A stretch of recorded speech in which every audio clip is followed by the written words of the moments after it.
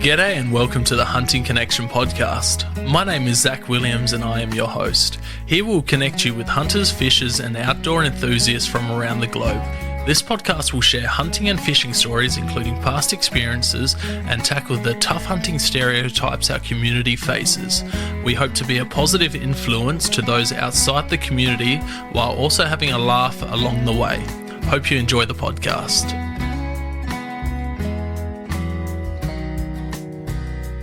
G'day and welcome to another episode of Hunting Connection podcast. On this episode, I am joined by Mark from the Hunters Campfire podcast. How are you going, Mark? I'm very well, mate, and I was awfully impressed by your intro. Oh, thanks, mate. That was just me dicking around with it. When I first started, I think I've changed it once since then, but yeah, don't want to change it. I thought for a sec there, I thought I had to speak, but then I realised, oh no, this is a recording. That's quite good, mate. Very, very well done. Very well done. Thank you. Not bad for someone that never passed high school tech. Yeah, that's a big boat we're all in. So, people who listen to this podcast probably already know who you are, but give a brief intro to yourself. Oh, okay. So my name is Mark Vanden Bogart, and I'm one of the three members of the Hunters Campfire, and that is the Hunters Campfire podcast, the Hunters Campfire YouTube channel, the Hunters Campfire Facebook page, and there is a Hunters Campfire Instagram page, but Instagram seems to be beyond my capability, so you don't see me much on Instagram unless I send it to Ian to post. So, and I also have been involved in this game for a long time.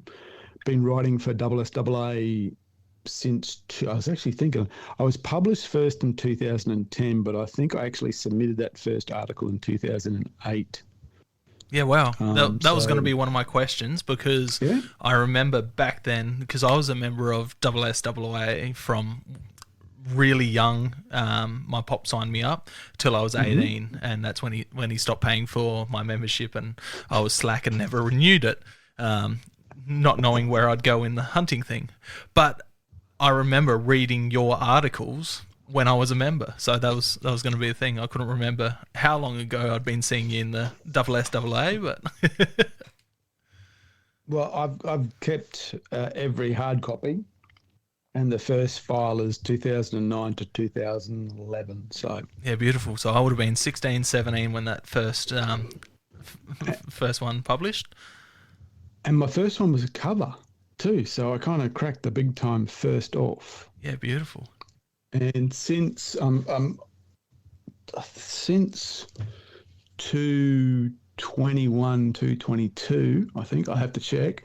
I've become a columnist. So I write the back page column every month, and Outdoor Life. And so I do the hunting stories, hunting reviews, gear reviews, and things like that. Also a little bit of histrionics. I'm a bit of a nerd when it comes to gun history.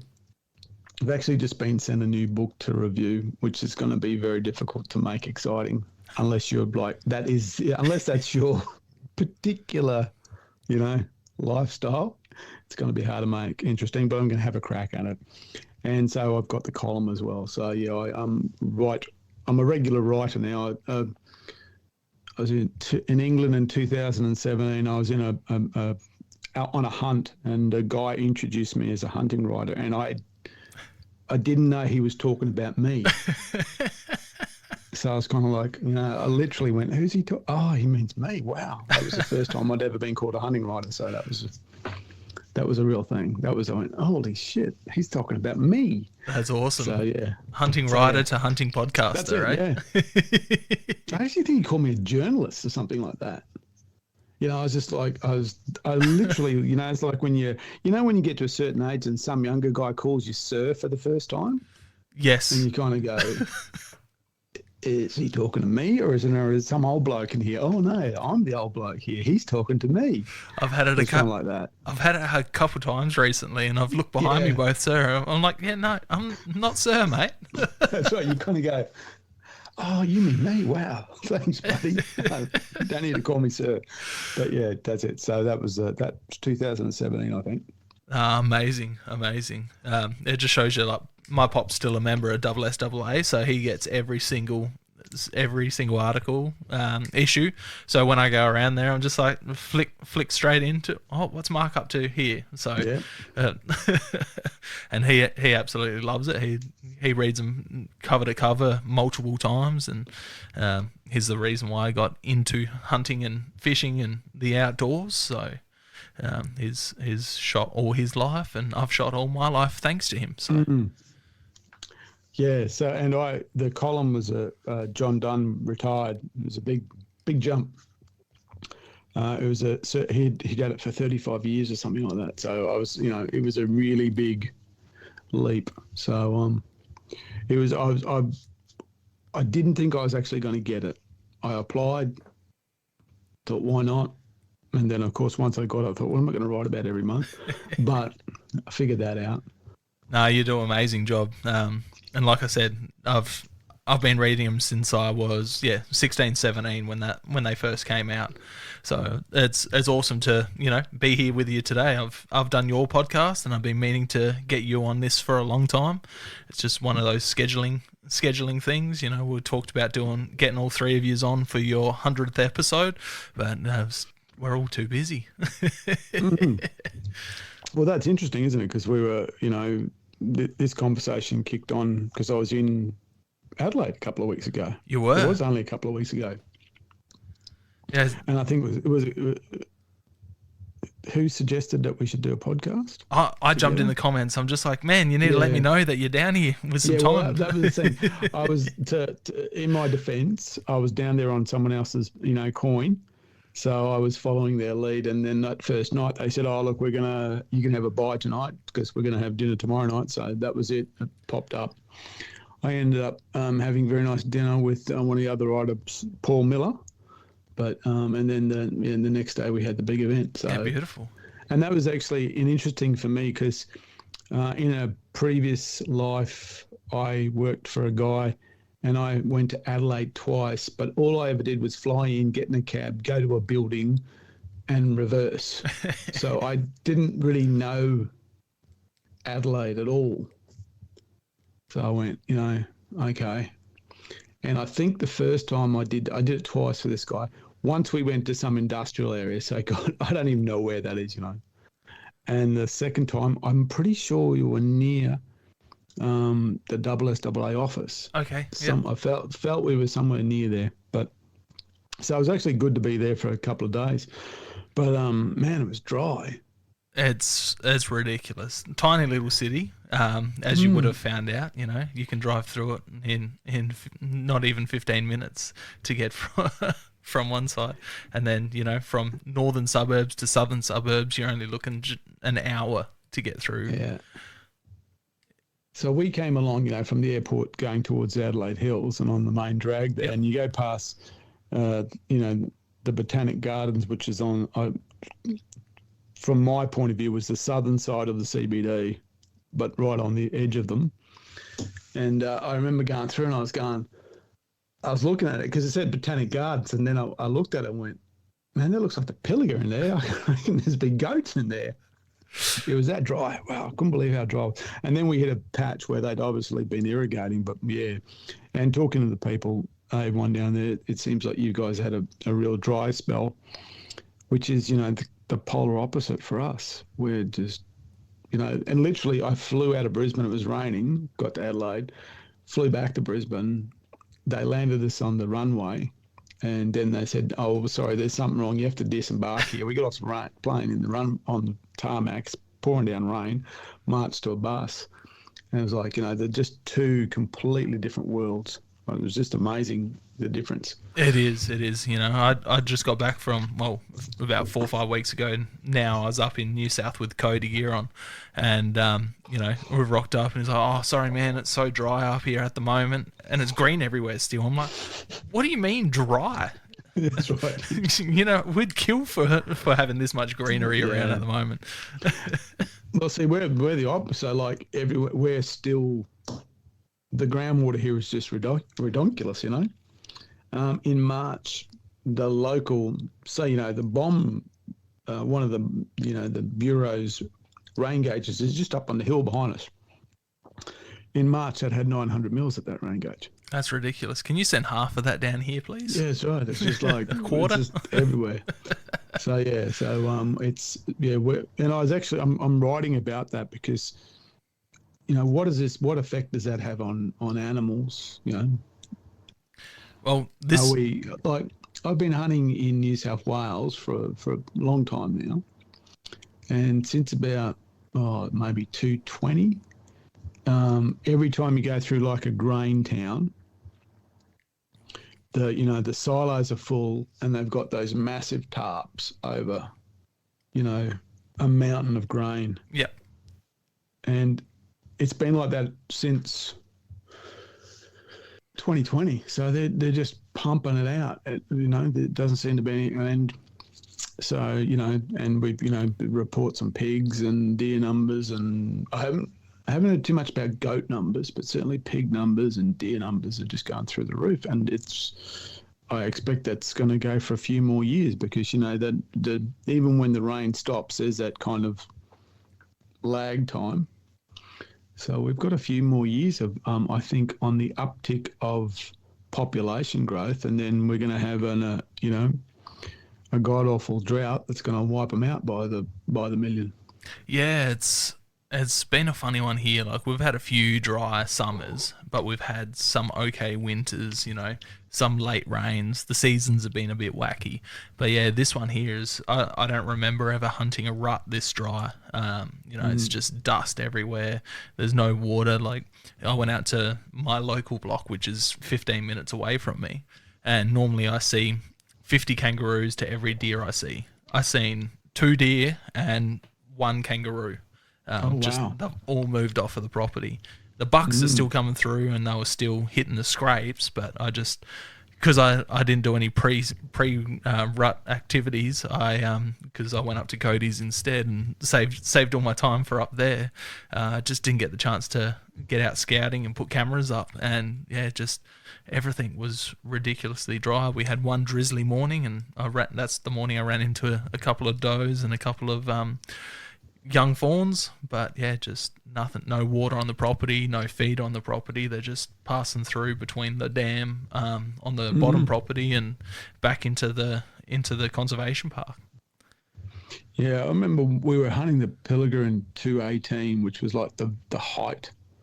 It was like the drought had been going. It broke later that year or maybe earlier the next year. And we were hunting there in winter because we never hunted there in winter. We said, let's do a winter hunt. Actually, it was part of a 10-day road trip hunt me and a friend did, and we actually met other guys in the Pilliga. And they came across an emu that had gone into an almost dry dam, gone in because there was still a tiny drop of water in the middle, got stuck in the mud, exhausted, fell over, and then froze that night. So it fell in the water, and that little tiny puddle of water froze because it went down below zero.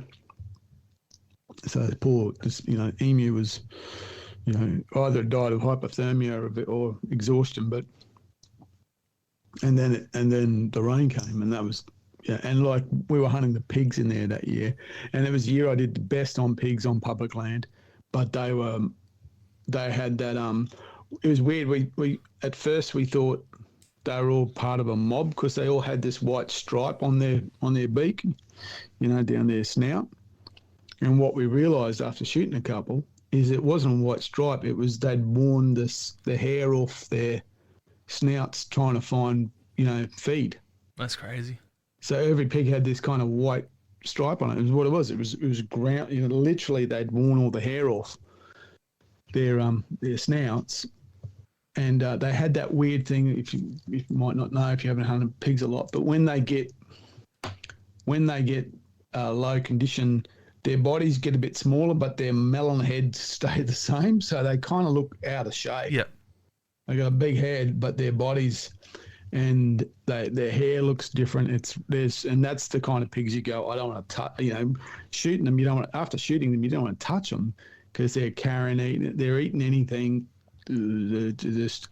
But 3 years later, you go there and the pigs look like they're escaped from a farm. They look like they should be on the KR Darling Downs ad, type of things, and small goods type thing. So yeah, the conditioning, the change was amazing and has been amazing. Yeah, that's crazy. I wasn't sure if that was a dig there about the pig, if I've had much to do with pigs, knowing my reputation. No. You Adelaide guys they're not that common down your way. Nah, I've got a pretty fuzzy past with pigs. I've gone over to Kangaroo Island. There used to be really good populations over there, and the few trips I've done over there, I've found nothing but dead pigs that had already been killed. And then, growing up, we used to go to New South Wales all the time, camping, fishing, not so much hunting because Pop didn't have any access, but camping. Never seen a pig while we were over there. And funnily enough, my first pig I seen was up at Cody's last year when we flew up there for a hunt.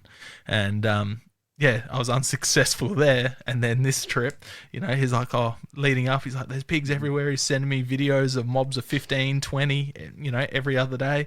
Rock up there, I don't see a single freaking pig. Oh, mate, that's nothing. There used to be a guide. He was a pretty big guide out of Victoria who moved up to central Queensland to guide on Chiddle. He's well known, and he's well known for for not great reasons, but anyway. So he was working out of Charters Towers, but the property was on the road towards Hughenden, so it's a fair way away from home. So I think it was 210. Me and mate Tim. We found the ad in the SSAA magazine, said, oh, look, let's do this. Let's do on these safari things. So we make contact, we pay the coin, all that stuff. We drive up there. It's a 2-day drive. Get up there, and it's like, smoking hot barrels, bring all the ammo you can carry type stuff. Driving up, we went through some wetlands. And we're literally driving up, and I looked out and you could just see this wetland just full of pigs.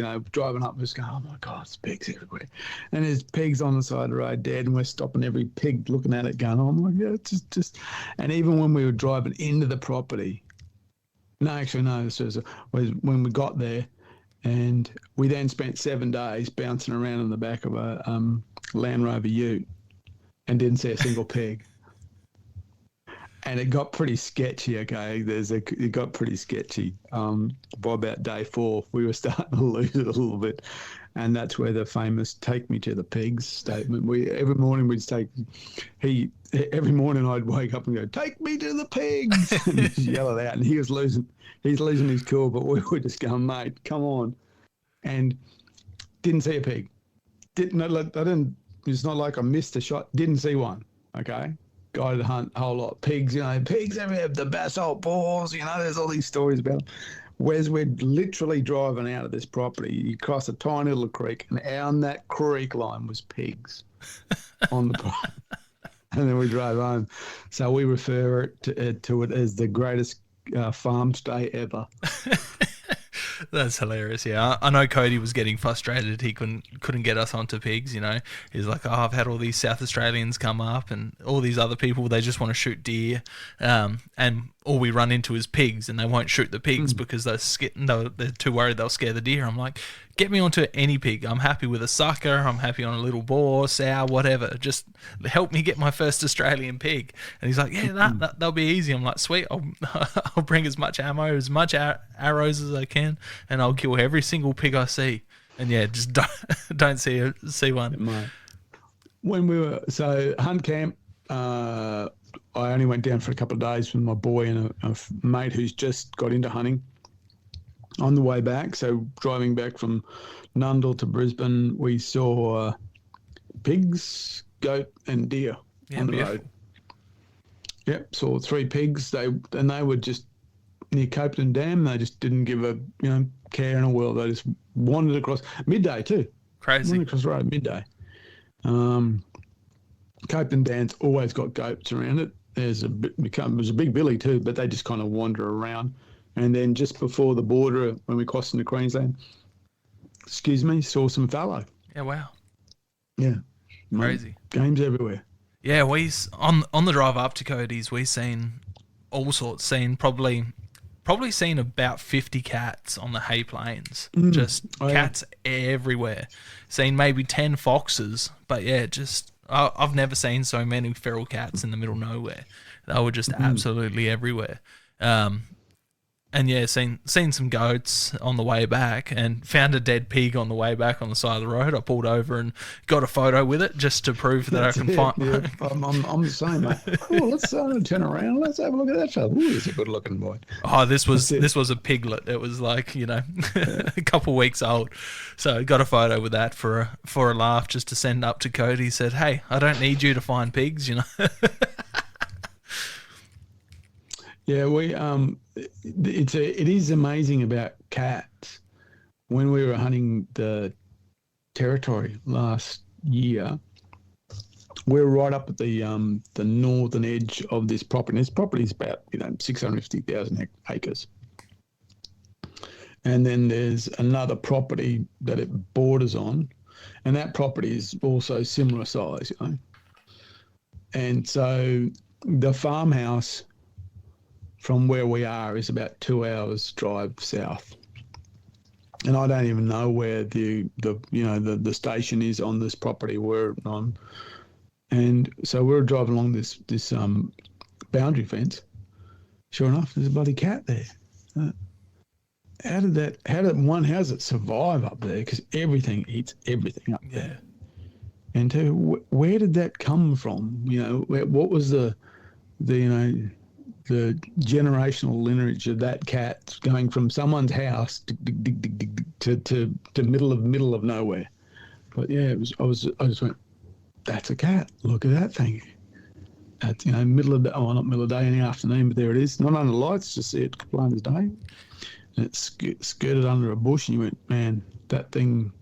I don't know how many generations that wild that thing would be. Yeah, there'd be some crazy cats out there that have never seen humans before. It probably came off the ship, probably the first boat. Who knows? But I was stunned to see a cat in that place. Yeah, we're finding cat prints out I did a Simpson Desert trip, just with some mates, full driving trip in 2015, 2016. And yeah, I was finding cat prints all over the place in the middle of the Simpson, and we'll run into dingoes out there, and it's just crazy how they can, compete and survive out there. Yeah, I was just stunned. There's wild dogs all over this place. There's pigs. Every bit of water's got a big lizard hanging out trying to pull you underneath, So the whole place there's things that eat you. And sure enough, there's a cat. And, birds of prey and a whole lot. But, yeah. Insane. Well, we'll jump back a little bit if people don't know who you are. How did you get into hunting and the outdoors? Oh, okay, sure. So I don't actually come from, we all do somewhere down the road, but I don't come from a recent lineage of hunters. So my mum was actually a vegetarian, and she was a vegetarian. She was one of those vegetarians that was because of ethical, but vegetarian, didn't want to eat animals. So, and we grew up in the city, Brisbane, which, like we could see the King George Square clock tower from our home. I lived above a restaurant, so I didn't even have, lived in an apartment above a restaurant. So, pure inner city kid. But for whatever reason, I always had a wanderlust to be outdoors, and even from a really early age, me and another mate would go places. We'd go down and fish the Brisbane River, catch catfish and the odd shark and things like that, just with hand lines and, literally hooks that we'd, one hook between two of us type thing. and we'd catch the trains out to the bay, and we used to go on these overnight camping trips where we'd literally go somewhere, usually by bus or train or maybe bike, and kind of hang around. It's a bit odd. You can't do it now, of course. Hang around like a park, and when they close the park tonight, we'd sneak in and camp in the park, and then sneak out. And we're doing that for a fairly early age, and just stuff like that. So always wanted to be outdoors. My mate was a mad keen bird watcher, so we'd just go places, and he'd have a book, and we just always wanted to be outdoors, and that continued on for me right through my teens. And then we got to I got my first real job, as in left school and got a car, and one day drove out to Belmont Rifle Range. Went out. My brother had just got my brother was going to do drive the combi around Australia, and this is some time ago, bought a shotgun for just to take with you, because that's what you did. You take a rifle or a shotgun or a 22. He took a shotgun. So we went out to the range to actually make it go boom, because he'd never owned a shotgun. I'd owned an air rifle. He had an air rifle, and so this was the first centerfire firearm that we'd ever owned. And he went out and, this is fun. And kind of, that was it. I was a junkie. I was hooked. So he went off on his trip, and as soon as I must have been carless then. I think I went out with him, but as soon as I could, I went out. And then, you just kind of said, hello, mister, I've never shot a gun before. And, okay, come here, son, fill this form out. Here you go. Point it that way.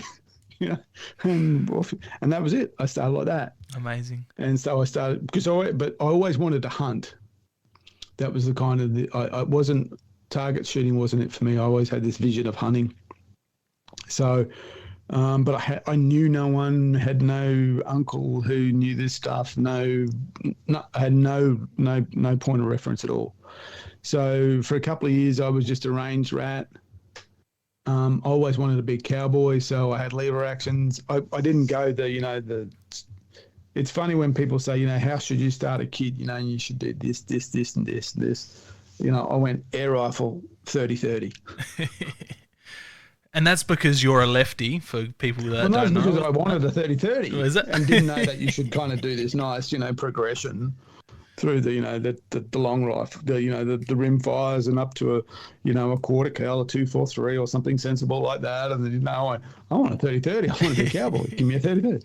So there you go. How does this work? Okay, sure.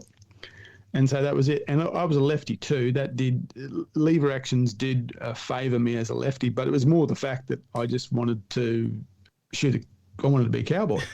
So I wanted a lever action. That was it. I wanted to be a cowboy.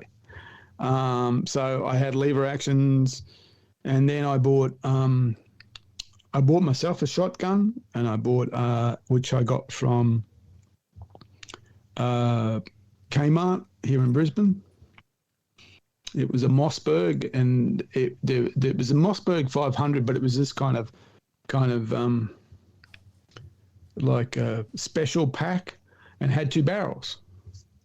So it had a 28-inch duck gun barrel and a interchangeable, and shotgun barrels are easily interchangeable, and a 20-inch slug barrel. It wasn't rifle slug, but it had sights on it, like a rifle sight. So I had a slug barrel. So I carried that slug barrel with me everywhere, and so I had the 30-30, and I had a short barrel pump action shotgun.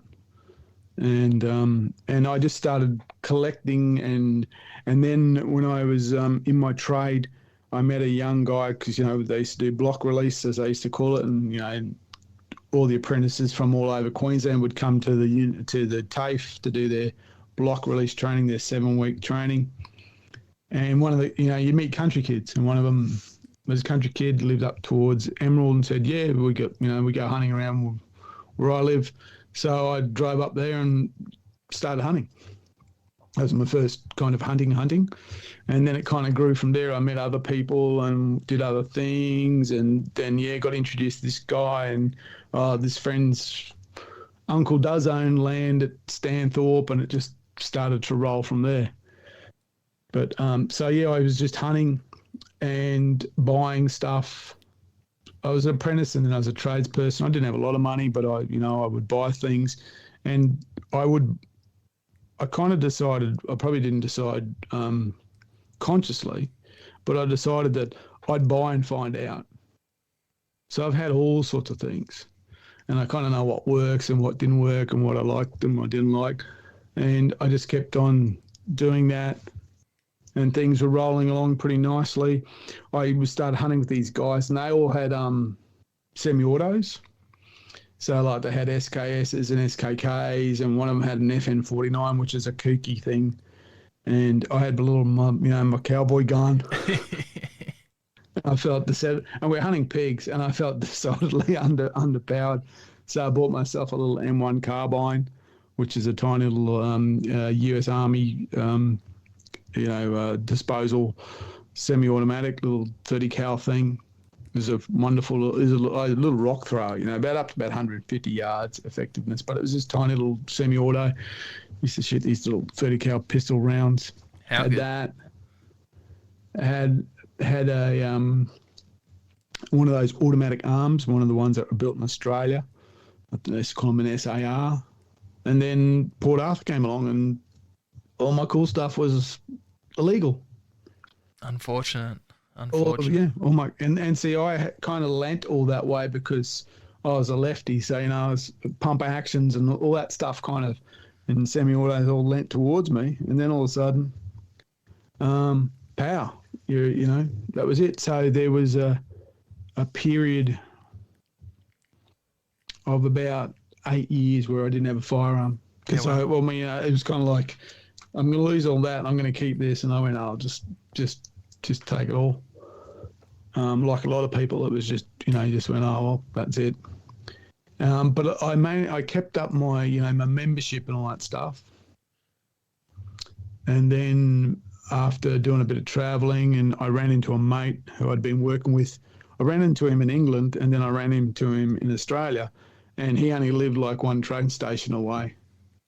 And I was, I was a proper grown up then. I had a proper job and used to wear a shirt and tie and that kind of thing. And so I had a bit of disposable income, and he was the same boat. He was like me. He's actually a lefty too. He had stuff. He's one of those. Actually, I think he's left eye dominant but right-handed. But anyway, so we kind of said, wouldn't it be great to get back into it?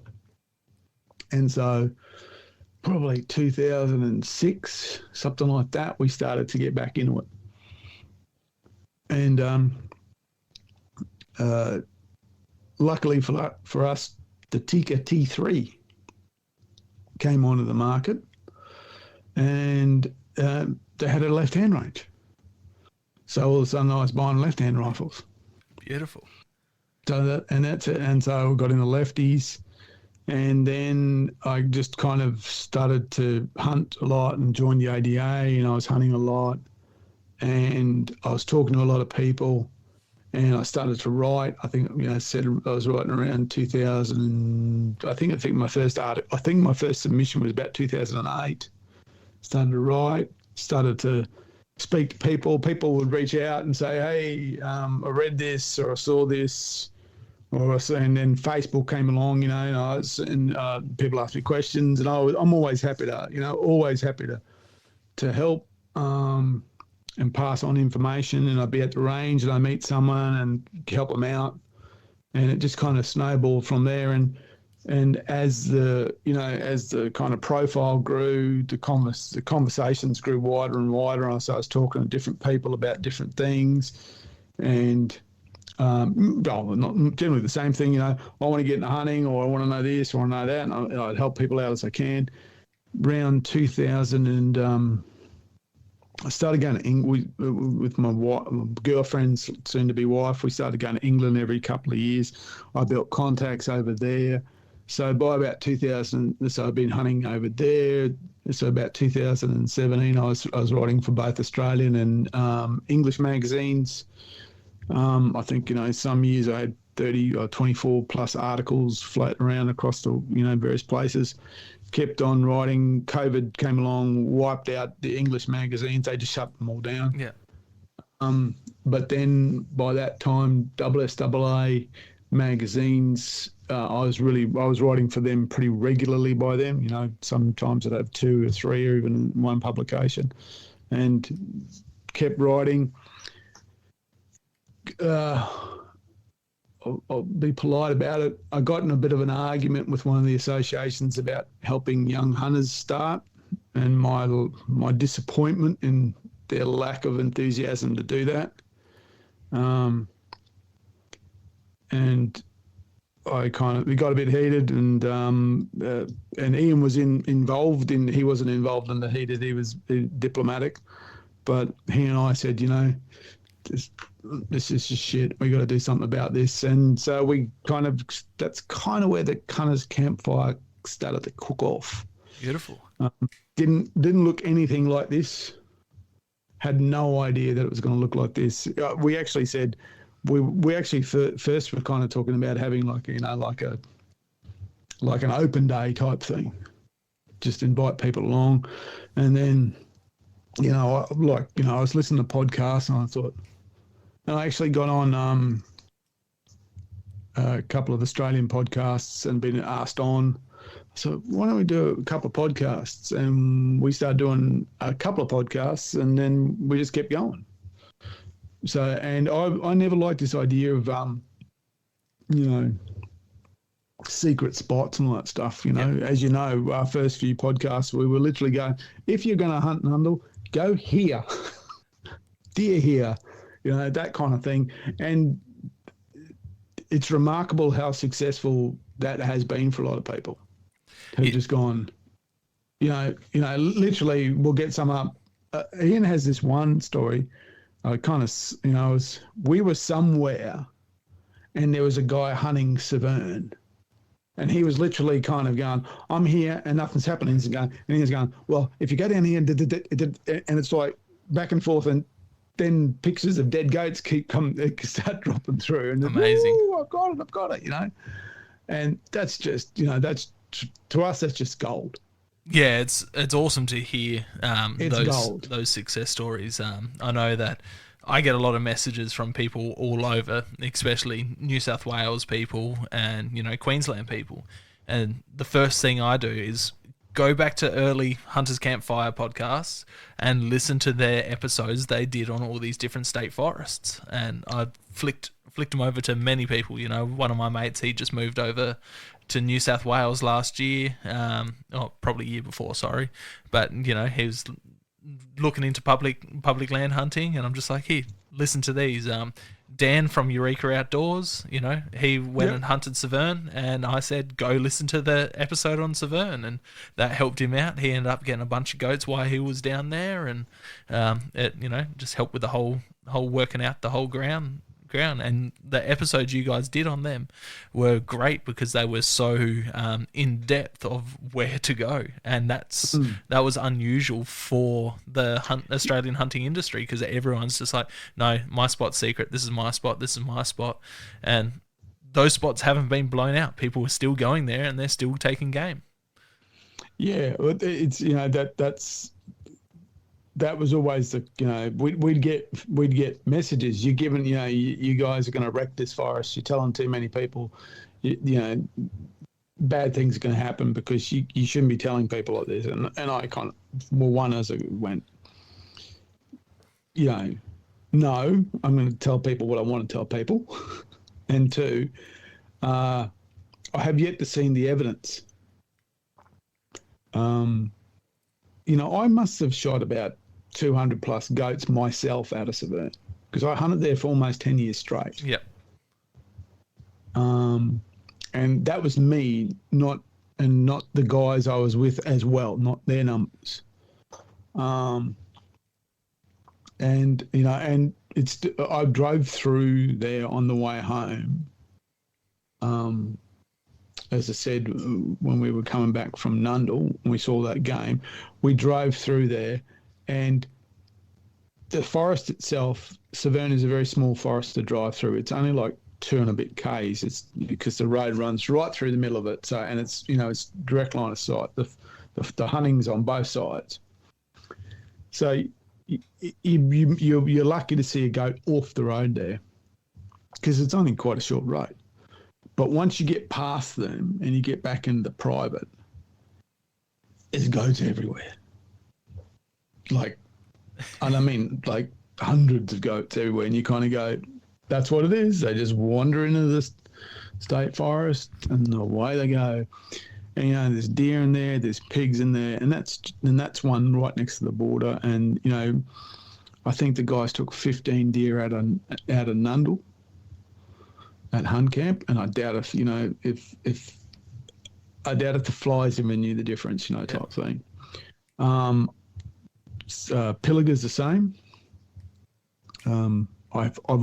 Pilliga's probably my favourite state forest, simply because it's just so big, and you just I've always referred to as average Joe safaris. You just go in there, and if you want to be self-sufficient, so you want to take in all your stuff, because you've got to take everything in the Pilliga. You've got to take fuel and water and all that stuff, because there's nothing in there. And I've done 7 days in the Pilliga and stuff like that, and taken everything in with a couple of mates. And, last time we were in there at New Year, I used to get up before dawn and walk the road. Every day I'd see a mob of 40, 50 goats. Just on, because they'd come out, they'd come out of the scrub, they'd follow the road, and then they'd veer off where they were going to water. And then the first day up, I just found, and it's sand, and I just found this mass of, goat crap, goat pee, and goat prints. And so next morning went up there, and there they are. And every morning they were there. Crazy. So you don't knock a dent in those. And if you do, great. That's what you're supposed to be doing. Put a dent in them. So, but that was always it. Don't give away secret spots. Like, what do you mean it's a secret spot? It's like you go in there and there's trail cameras there. Don't kid yourself. You're not the first person in there. Yeah, that's the thing. There's when it comes to the Australian hunting industry, quote unquote, there's a lot of ego. There's a lot of putting people down, which I find that was like you still get a bit of it on Facebook today, but I find that it's changing. People are willing to help each other. This podcast universe, we're all helping people. We're all getting messages. We're all sending them to, each other's podcasts, and just helping each other out as much as we can with all of these things, and it's a great community. I'm getting photos from people's first hunts and their first kills, and even if they're unsuccessful, they're like, oh, what did I do wrong here? I shot something, I lost it, and what could I have done better? And it's awesome to hear all these success stories, and there's not one bit of ego involved in it. It's just I'm so happy to see people getting into it and being successful and just getting out there. Oh, most definitely. And look, sorry to tease you, but if there's a funny background noise you can hear, it's pouring down rain here. Oh, bucketing down. I forgot the sound of that. It's bucketing down.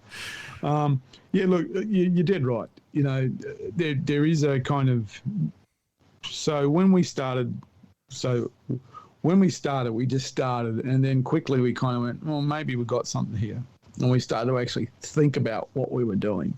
And we set some basic parameters around, guiding principles. And the first guiding principle is that the more people who are hunting, the better off we are.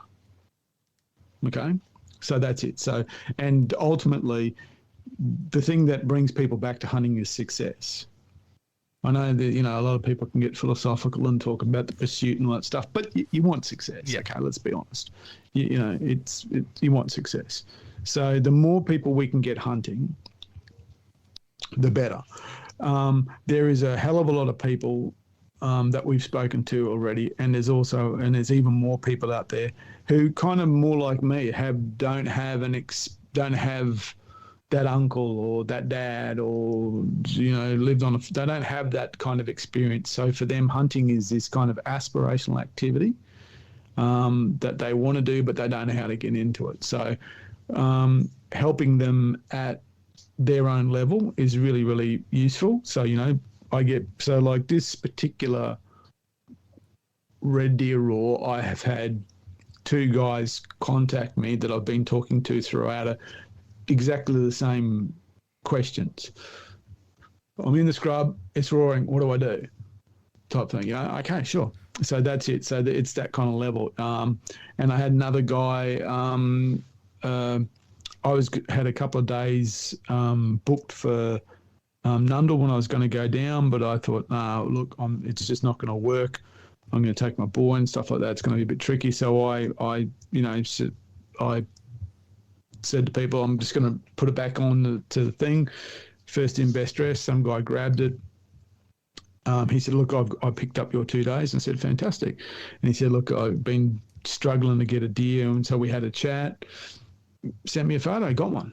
Amazing. Said, the 2 days turned out to be the days I wanted. It's perfect, So those kind of things to me, and it, from a selfish point of view, the more people who hunt, the better chance my boys have got to hunt when they're my age. Okay, so if I want to be honest, I'm selfish. My selfish is that I want hunting to continue for my boys, so that there is a tradition in our family of hunting. So if I start the tradition, I want them to be the heirs of that tradition, and so I need you guys to hunt.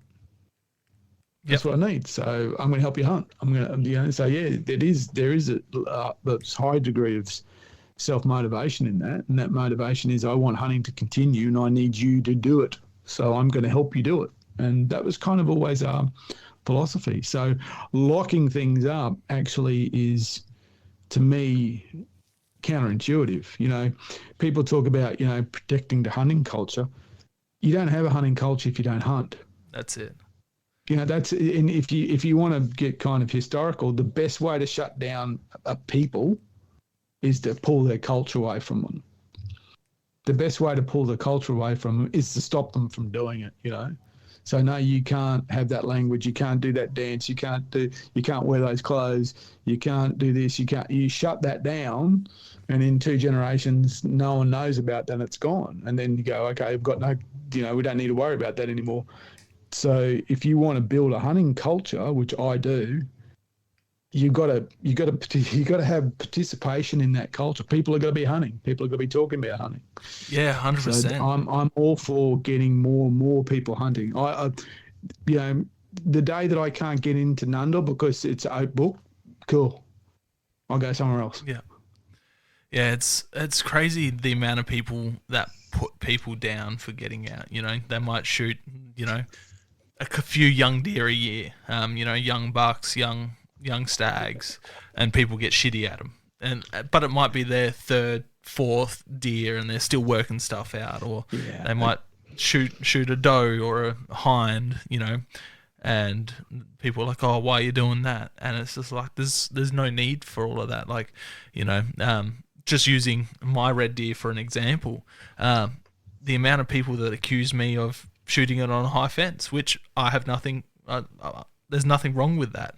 But they're like, oh, I know where you shot that. I know who you shot that with. I'm like, yeah, I tagged Cody in it. I thank Cody for taking me out, There he is, G.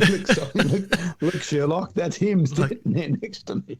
There's no high fence to be seen anywhere in that area where we were hunting, and they're like, oh, you can't get a wild head, it must be farmed and they must have let it out for you.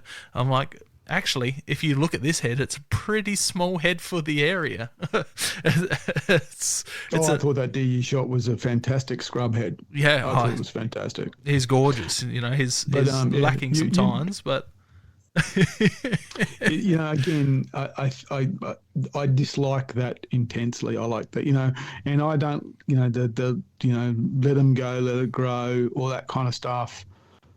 I really look, and I don't dislike the opinion. I just don't like the opinion to become. I don't like people to think their opinion is what the thought process should be. To me, and the reason is this, okay? When you get a car, and this was explained to me some years ago, actually explained to me in action. I was watching it happen. I was at this, as I said, in my previous job when I used to wear a shirt and tie, I was in a meeting. And this trade group were talking about talking about apprentice skill levels. And they were saying, we need our apprentices to be able to do this, and this, and this. And this guy stood up and said, could you do that when you were an apprentice? And the guy's going, no way. And goes, and why do you expect them to do it? And if you go back to, to when you start something, when you get a car, when you're parking it for the first little while, you scrub out tires, you rub rims, you do the small stuff, you make mistakes, you have little wins. If you've never shot a deer before and you shoot a deer, fantastic. Who cares how big it is, how small it is? Maybe when you get 20 under your belt, you start to think about, okay, maybe I'm going to let this go and I'm going to look for a big, great. That's you maturing or growing along your journey, but don't stifle the journey at the beginning. Yeah, 100%. If some guy puts a picture up of a deer he shot, congratulate him. What does it hurt? What does it hurt to say, man, nice deer, good work? Oh, and if you look at it and go, and if you look at the picture and you kind of go, that's a little bit sus. Either make a question, either ask the question, or don't ask the question. But don't jump to the conclusion that it was shot with a thermal, out of a park or some horrible thing like that. Ask the question.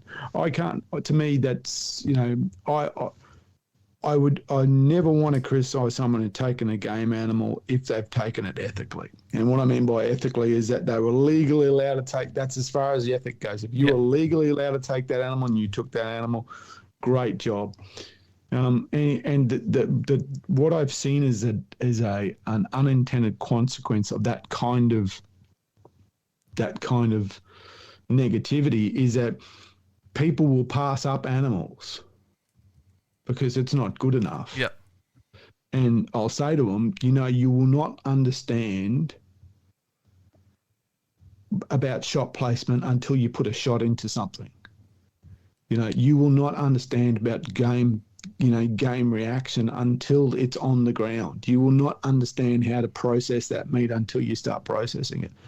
So it's far better for you to take something legally. So that's obviously the caveat is legally, and learn from it and get better on your next one and your next one and your next one and next one. You will not get better not doing something. Yeah, there's that. There's people that they're, like you said, they're passing up animals because they're like, oh, that's just a spike. If I shoot that and, I post a proud photo, people are going to cut me down for it. So I'll leave that. And then they waste 3-4 hunting seasons, right. And they never shoot anything because each time they see something, they're like, oh, that's too small. But something we need to remember is everyone comes into hunting for different reasons. Some people love shooting big animals. Okay, pass the animal to shoot a bigger one. Some people go in for meat. So, of course, they're going to shoot the younger animals or the first doe or the first young buck they see because they're worrying about filling their freezer, and, people that go out and shoot a lot of young animals, great. That's them learning shot placements. That's them getting out there doing it. And once they mature in their hunting, they're going to take less animals. The older I get, the less animals I take because I'm more selective. Exactly right. And that's the thing. Most guys who only shoot big animals didn't start that way. They got to a point where they're going, okay, that there's been a maturing or a growing of their journey. And so that's what they get to. And that you can't get there by not starting. Like I say to people, so I've met guys who have passed up whole species because, they have to get this deer. And I said, shooting goats, hunting goats teaches you about deer. because it teaches you about herd dynamics. Hunting pigs teaches you about shot placement, the importance of shot placement. And I was talking to a guy about this whole thing. He's on this property. He's been chasing this big stag. He's not getting it. And I said, look, mate. And I said, what else is there? And I said, start doing that. You'll get better by hunting those other animals. You'll get closer to that big stag by hunting other animals, because you'll figure out things. You'll start to understand things. I mean, I'll take maybe 4 reds a year now, and I'll see a lot more. I'll pass up more, and I'll take them because I'm obliged to. The private land I hunt, I'm obliged to have some impact on the reds. Yep. But I'm selective about what I take. But I also regard I kind of regard everything as a trophy. I kind of do. I just, because it's to me, the hunt is the trophy part of it. The animals, just, and we got that joke running about, I'm off hunting Jeff, which is, an old Brisbane Valley mongrel bushhead. And they're a bit scrappy up there. And there's an old Jeff up there. They're usually skinny and broken, and he's skinny and broken. And the one I got this year is skinny and broken. He's just a bit bigger. But that's just the genetics up there, which is, where I am, pretty poor. Some other parts are very, very good. But it's not about that. That's just the kind of memory holder. It's the hunt itself. And I'd hate to shut anyone out of hunting simply because they're under the proviso that they have to shoot the insta deer type thing. I just don't do it. Go for it. Shoot goats. Yeah, have fun. Go hunt goats. That's the thing. Hunt goats. Hunt lots of goats. You're not going to run out of them. They're good to eat, and they teach you a lot about animals. Oh, goats are one of my favourite. But that's the thing, if I shoot a rabbit under spotlight, I'm getting a photo with that with as big a smile on my face as when I shot that red stag up at Cody's. Every animal to me is amazing, and I love the hunting side of it. I've got rabbit skulls in here. I've got deer skins. I've got all different. I've got some teeth. I've got some pig tusks, turkey beards, all sorts. Just little mementos. My kids love going through all of this stuff. Rabbit. Yeah. I've got little rabbit's feet and all sorts. It's just little mementos. Plus, you've got the photos. You can be like, oh, this. This deer here behind me is, this one here in this photo, and this is how I hunted it, and this skin here is, and this is the food that I cook with it. And then I've got the photos of, the curries and the, spaghetti bolognese and all of those things. So it's, everything goes into it, which is awesome. And then, I get people that have never hunted, they come over and they're like, oh, what's that deer on the wall? And then I get right into it and then explain to them that, we got 6 species of deer here in Australia, and, most of them are free ranged, as in free for all to take, apart from like hog deer and fallow deer in Tasmania. There's no real seasons or limits or tags, and, and then get into that discussion and the meat, and, they go, oh, do you eat it? I'm like, yeah, come out to the freezer here. Here's some mince. Take some mince home, And yeah, I've met plenty of people who kind of, politely turn their nose up on the fact that I hunt. But I've never met anyone who's done that and then continued to do that after they've had a venison burger. It's kind of, I'm not sure if I like that. And then 10 minutes later, they're mugging away with it. You seem to like it now. And I think, so I think the food is a big part of it. I think it gives a big part of the social license.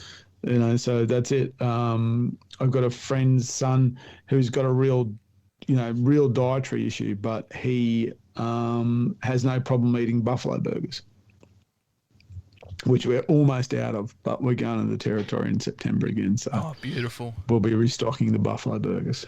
Amazing. We're almost out of them. Yeah, I got a place where I buy buffalo. also get some crocodile and camel there as well. And my youngest freaking loves it.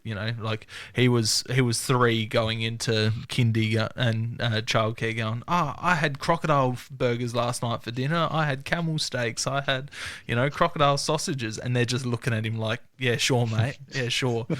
And, yeah, it's funny. So, like, my boys have taken skulls to school and stuff like that. Because we've actually, when we were down at Nundle, there was a heap of wild dogs hung on a fence, as they do. And I went, okay. And I went and took all the skulls. I've got them in water, macerating them now. I got 3 of them. Well, there's 3 of us, and one for my son, one for me, and one for my mate. So I've got the skulls. I'm taking them. Stick them there. So I got the deer and water in the backyard, and I've also got these wild dog skulls. So yeah, or what's left of them, and then I'll probably have to reassemble them. But yeah, got some good wild dog skulls. So yeah, I love collecting that stuff as well. It's everywhere. I can see that. I've been admiring all the bits and pieces. There's bits and pieces everywhere. Actually, I'm actually selling some of it. My wife's doing a Trash and Treasures fundraising stall next week. So I've given her 2 red, not antlers, but not skull mounted. So 2 loose antlers, 2 loose rooster antlers, a single fallow casty, a fallow skull, and a goat skull. That's awesome. I was like, okay, I've got to move these ones on. And that's the trouble with the buff. I've got the buff skull right there. And I'm worried that, so on that wall, I've got the buff skull, and I've got 2 goats. One's a 36er and one's a 34. And they're public land. And I've got a couple of the pig shields, and I've got the pig I got from territory with one massive hook. I'm actually worried about if I get a bigger buffalo, what am I going to do with it? they take up some room, and I'm going to have to recycle one of these guys out of here because I'm going to bring in the new one in here. And I've got them in when we come in through the front door, they're there in the front door area. So people always look at them and go, oh, what are those? So where'd you get those from? And I said, Brisbane Valley. And they go, what, someone sells it? And I said, no, I got that one off the deer. That one came off the deer. You can't really see here, but behind me, and sorry for the people listening to the podcast because it's audio only, I've got a pile of antlers and skulls just in the corner, stacked up in the corner. My hoggies down there, my first red stags down there, a bunch of fallow. I got casties, dead heads, goat skulls. I've even got two muntjac. I had 2. I gave one away in England. I might try and bring it back home this time. Amazing. Because they got little fangs. Yeah. They got the munties have got the antlers and fangs, and the Chinese water deer just the fangs. So I'm keen to bring home that little munty skull. Yeah, I don't know what I'm doing with my red. He's at the taxidermist, and he'll be back within about 6 months. So I decided early on that I would not go to taxidermy. I decided pretty early on because I knew I'd just run out of room. At least with the Euros, they kind of flatten them out to the wall. I hate the taxidermy of buffalo be sticking out about here. Yeah, they make amazing pedestal mounts. If you look at but I don't know where I'd put it.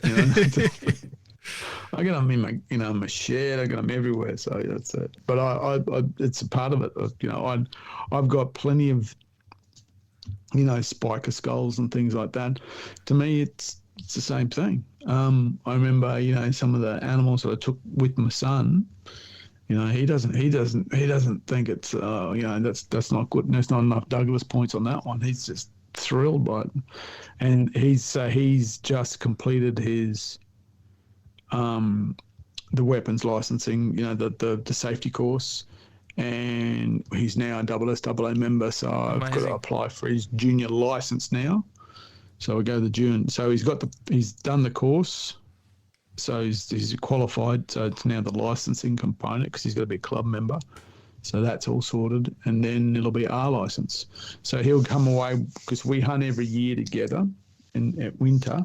He'll come away again this year, but he won't be hunt. But by next year, should be hunting away. And what age is that up in Queensland? He's doing the proper thing. He's got 22. We're doing the proper thing. We're doing, Amazing. What age is that to get your?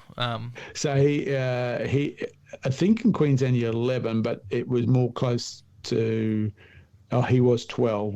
It just didn't work out in that first year, so he's 12. It's really weird because he's now a fit and proper person. So he can't own a firearm. Yep. But he can be in possession of a firearm. Yeah. Wow. So for instance, his mum could drive him to the rifle range for a competition, and it would be my firearm, and he would be the fit and proper person to have that firearm. So if they got pulled over, they would be talking to him, not he's a fit and proper person. Crazy. Which is really crazy. Which means he can buy ammo. Yeah. Wow. But he can't buy smokes. Yeah. He can't buy a knife, but he can buy ammo. So I literally can pull up to the gun shop and send him in to get ammo, type of thing. That's awesome. Let's talk about your yeah, journey with getting your kids into hunting, because I've been following it for a while. We've been Facebook friends, probably 2013, 2014-ish, and I've been following your journey with the kids once you started taking them out. Big inspiration to me taking my kids out. It's funny watching you go through the different phases of having the children, with the Pokemon cards and the little animal collectibles that you get them as well. I see a Pokemon card on the wall there behind you. That's what's name. That's Bulbasaur. He's my favourite. I've got a whole folder here of Pokemon cards that I've been. I was never into them, but they said, "What's your favourite Pokemon?" It came up, I went, I don't know. So I went through and went, this one looks cool. And I, from my understanding, which is very limited, that Bulbasaur is like one of the first Pokemon. It is. He's a first gen Pokemon. So it is Bulbasaur.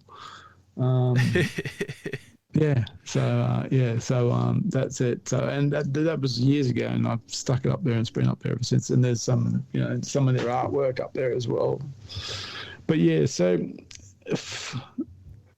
It's interesting because my eldest is far more interested in this than my youngest. So it is an individual thing, and I've got no desire to push my youngest into this if he doesn't want to do it. And he has different interests.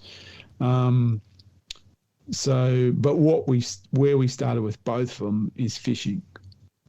I think fishing is really, really important, and we to the point where so I've got a mate, and we used to, we'll do it again. It's a winter type activity, but we'd all meet at this little fishing platform north of Brisbane, and you can get occasional feed out of there, but more importantly, you will always catch fish out of there. Most of them are return fish, but you always catch fish. So it's a great place to take kids, and it's really easily set up. You can drive there, you can park, literally it's a platform, it's above the waterline, there's a barbecue there. It's perfect to introduce people into what I call fishing, as in FISHIN, which is what you do with your kids. Fishing, ING, is what you do with your friends when you're going out, So there's fishing and fishing, and this is fishing.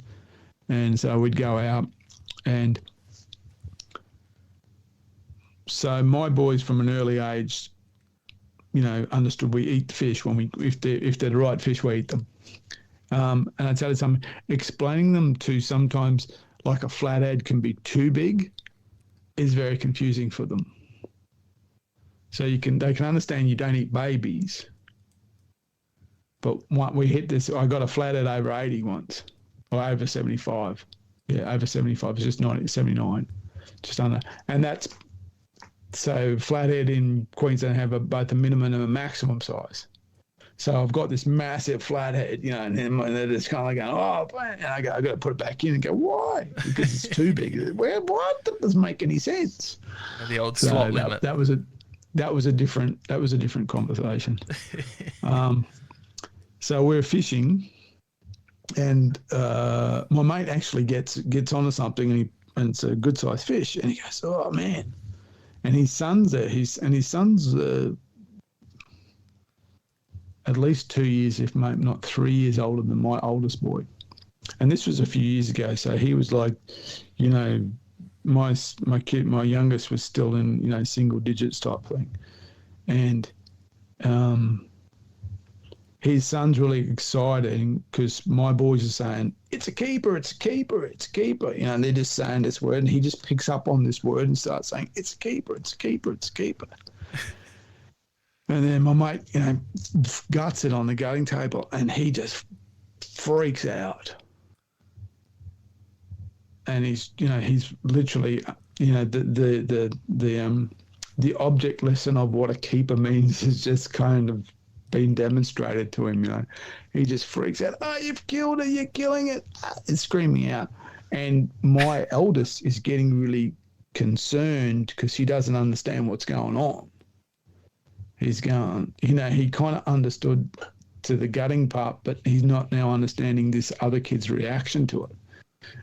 And so like any, young innocent kid, he started explaining to him what's going to happen, and I'm just there going, I just laugh at myself silly because, this is like, what he's going to do is it's okay. He's going to pull its guts out, and then he's going to, and it's just spiraling out of control.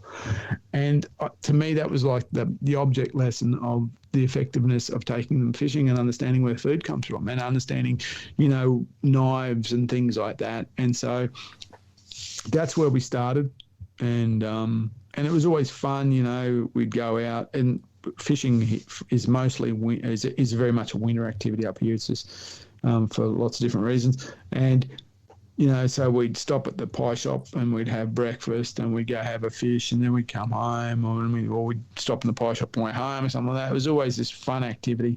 And then, hunting. So when he was 6, I took him to the Pilliga for a long weekend. There's a couple of well-used shots. In fact, one of the photos ended up in the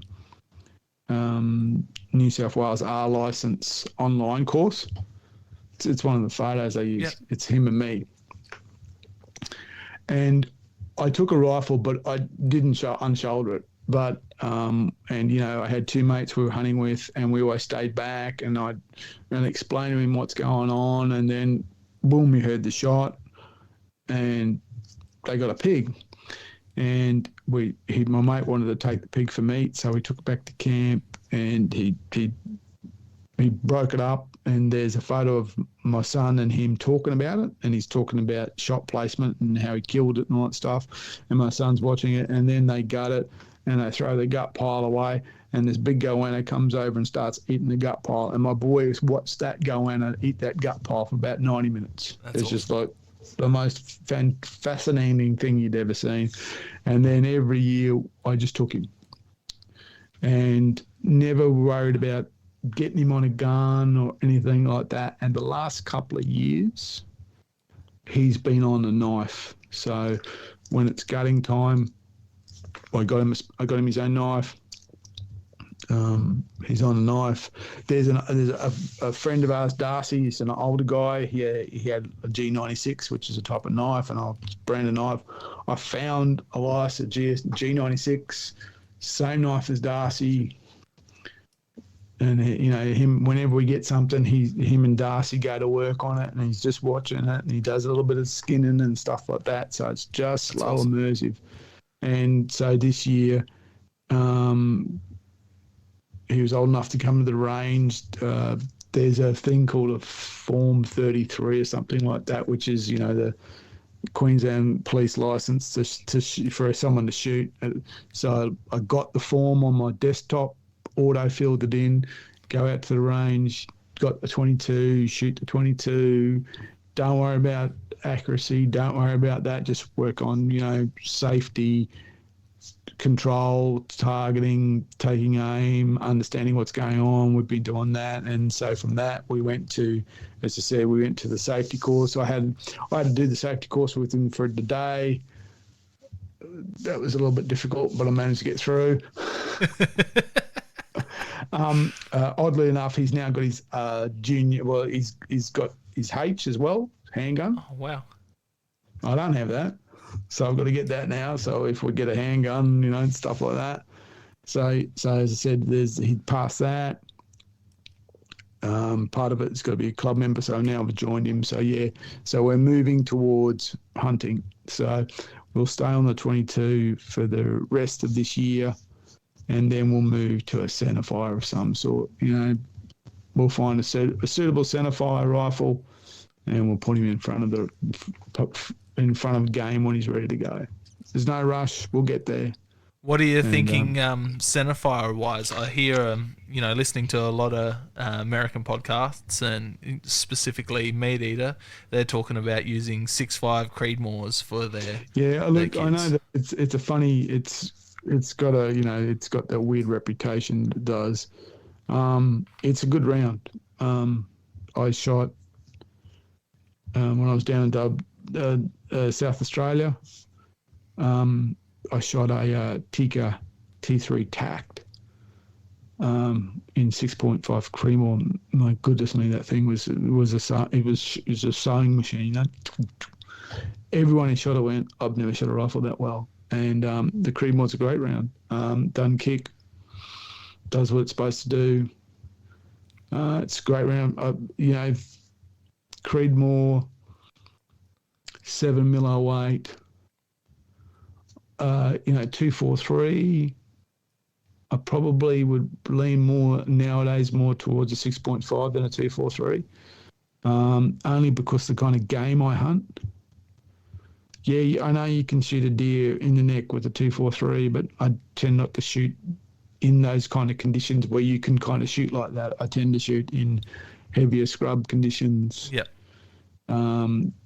So we're not shooting off rests. We're shooting from, bush positions in stalking positions, different type of shooting. So I'm thinking 6.5. There's another rifle I tested down there in W. I probably should talk about what we're doing down in South Australia. Was the Tikka Aspire, which is their mountain gun. Yep. It's actually an Australian. I believe the guys at Bred Australia helped put the package together. So synthetic stock, lightweight, fluted barrel. Very nice rifle. Yeah, I've got the Strata, which is not particularly heavy. Yeah, so light rifle, because that's one of the issues about holding it up. That and 6.5, I reckon, will be a bit of a a deer slayer. Yeah, beautiful. So something like that. That's awesome. Yeah, and then the other option is I've got a BRX1, and making that from a left-hander to right-handed is literally a 5-minute operation. Is that the Minecraft? Yeah, the Minecraft. I can turn that into a righty like that. Probably 308's probably a little bit too much for him to hang on, but that's something he can move towards. I'm putting a scope on it this year. I'm going to play around with it myself this year. But the left-hand, right-handed is not a problem with those, so that could be easy transfer. But probably something like a 6.5 in one of those Stratas or those Aspire, or even the Frankie. The Frankie makes them brilliant. I think they're called the Horizon or Ascent or something like that. They're very nice looking rifles too. Yeah. How really good. Something like that. Yeah, I'm a bit like you with my boys. My oldest, he's taken deer with me, been on hunts, and I've shot deer, and he's been there, and he's come out spotlighting a few times, but he's not massive into hunting. He's a real sporty kid, so he's right into his soccer. Where my youngest, he's too loud to take game with, but he comes out with me all the time and absolutely loves it and has a ball. So he's just turned 5, but he hasn't known any different. He was less than a week old, and I was butchering deer on our kitchen bench with him strapped to my chest in one of those little chest harness. Yeah. And then as soon as he was old enough to hold his head up, I was taking him out and checking trail cameras, and just bow in hand with me, with one of those little backpacks that they sit in. So he's known no difference. So I just can't wait till he's of age where I can get him out there shooting and. Yeah, well, that's it. And my boys know he's a big fella for his age, and I just want to get to the stage where he can pack them out. That's all I want and set up the camp, and I can actually relax. So yeah, that's the kind of the dream. And I'm sure he get to the age where he won't want to have much to do with me. But we're built. And if he goes off on his own hunting journey, then that's perfect. I want him to find that himself. But yes, hunting with him it's something we've done since, as I said, since he was 6. And I think he was in about 2000, maybe 2017 or maybe 2018. Something like that. That's when we started doing these winter hunts together. Amazing. So we were hunting private property for a while, and about 3 years ago, so this will be the 4th year, we moved to public land. So he's deer, and I think it's only deer. I think I've only taken deer with him, oddly enough. Oh no, and goats, deer and goats, no pig. The year is pig. So I had my friend Graham with me and him, and Graham's my mate who's just got into hunting. So he's got his first rifle, and we're actually, him and Adam and I are going on his first hunting trip. Actually, as a hunter, so he's got our licenses, all that stuff, at the end of this month. But the 1 year I was leading them, and they were chatting, and they're both chatty, and they're chatting away, and I see the pigs. I'm just going, and they go, pigs. And it just goes all wrong. And then I just open up, and I miss them because it was wrong. And they go, what's it? I said, there's pigs there. Oh, wow. So that was it. So I went, okay, that's just how this weekend's going to be.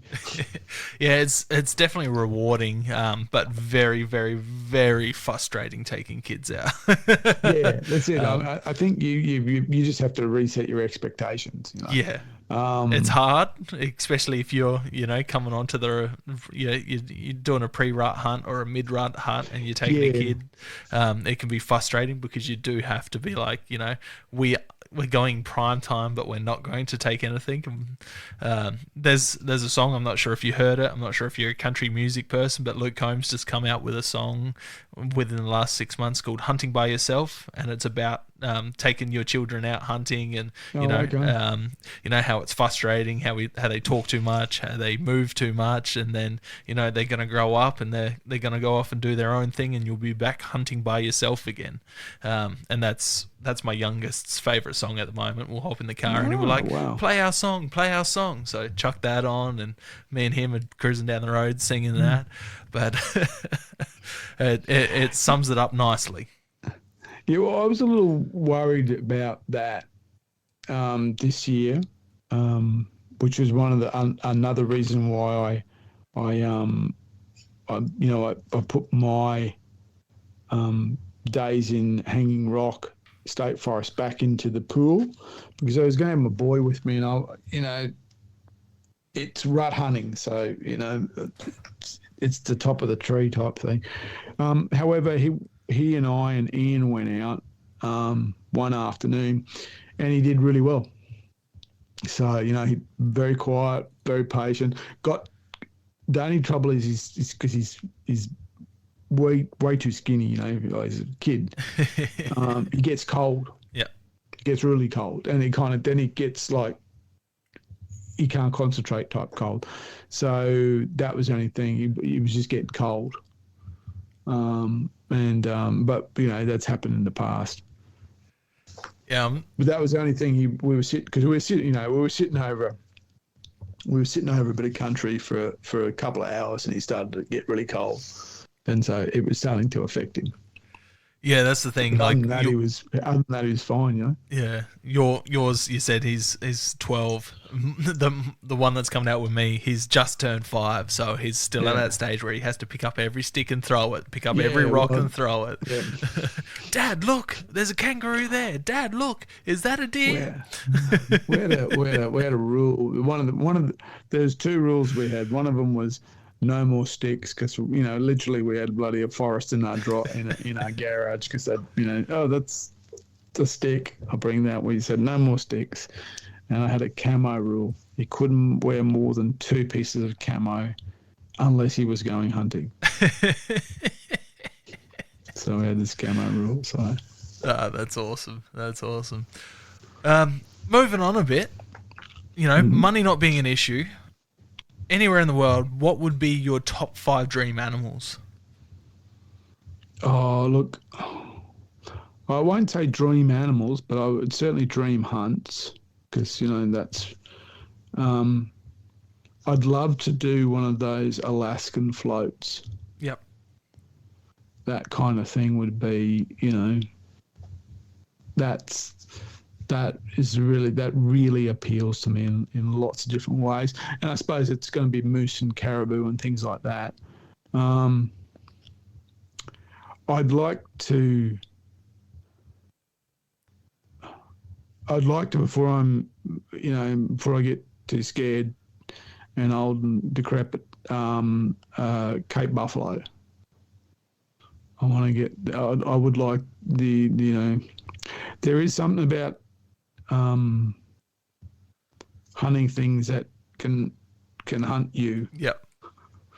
There is certainly something that when you're in the territory, and our buffalo aren't anywhere as aggressive, but when you see them, you realise they're awfully big. Yeah. And we saw this one, we called him Mike Tyson. He was just all muscle. This thing, you just what? If he wants to come at us, we're in trouble. We're going to have to just, which is one of the reasons why I like hunting pigs. I'd love to hunt Cape buffalo. I don't really have African inspirations or aspirations. I'm not. It's always been. I don't know, maybe because I live in Queensland, but colder climates have always appealed to me. Yeah. Colder climates have always appealed to me. So those things like, the float seems to be the big one. I would like to hunt a Cape buffalo because, the animal itself. And I'd like to hunt, again, colder climates, boar in Central Europe. Those big... Yeah. Eurasian big boars. Monster, big things, those kind of things in Central Europe. But to me, all of my dream hunts, except for the Cape buffalo, are cold weather hunts. I don't know why, but I really aspire to that kind of cold weather hunting. Yeah, if you like the cold, go chase tar in NZ. Yeah, yep, that's right. Yeah, cold, I think it's certainly the climate's part of it, but that kind of Alaskan, all that water and all that open ground where there's no one around you, yeah, and you're just kind of floating down this river. Those float trips do look sick. Seems to be that's. I've watched a lot of videos of it, and there's this one video. I can't find it again. This guy, he does a bit of hunting, but it's more about he one day he's floating down and he crosses a caribou migration, and it's just what's in front of him, and the bears are on the side of and so he's thinking about, okay, well, where am I going to raft up tonight, type thing. So that's that seems really interesting. And I suppose I'd also like to do some kind of I'd like to experience a US deer camp. The proper US deer camp. Midwest style. Enjoy those kind. Peter Ryan speaks a lot about that in one of his books, about that camaraderie. We had him on the podcast and he was talking about when I think he was in Argentina, and basically had very little understanding of the language, but was remarkable how comfortable he felt in that environment, because it was that kind of interconnectivity of hunters. Doesn't matter where you are. It was that kind of interconnectivity. They were around a big fire and they were eating and things like that. And so a deer camp would be a real experience for me. But I'm not a bucket lifty type of person. I just do it. I just think, okay, if I want to be able to do it, I'm going to figure out how to do it. And if I don't, okay. No, that's awesome. Yeah, very much the same. I've got bucket list hunts and animals and places, and slowly ticking them off. But it's more the experience for me. There's a lot of that connectivity. Going out with different people from different backgrounds and cultures, and just how well you can connect with someone around a campfire eating a bit of wild game. Yeah, well, we've been invited down by the Hellenic hunters. Or look, they've been inviting us for a couple of years, but probably it's more accurate to say that we're actually going. So we're going to go down and hunt with them. And I'm more interested in, what it's about rather than, look, I've never hunted sambar, so if I hit a sambar, fantastic. But it's more the fact that, it's, they're a group of hunters and understanding their group dynamics and why they're a group of hunters and how they go about it is far more interesting to me than and that's why I like the hound. I really like the hound crews. Yep. They get they, like everyone. Some people don't like that, and I think it's because they're not part of it. Pretty much, yeah. But yeah, I think that's what it is. It's the fact that they're not in there. That's why they don't like it. But that idea of hunting as a crew and, then getting the animal and breaking it up and things like that, that just seems to be, to me, a reason. If there is a reason, that's the reason, that communal function as a hunter. I think that's really, really important. And I really like that. And, Haroon, he's got me to speak with one of, he's the Muslim hunting group. And, again, it's really interesting to understand the way they approach it and what they're doing. Yeah. I find that so. And like when I go to England, I've hunted like the top show, the tweed.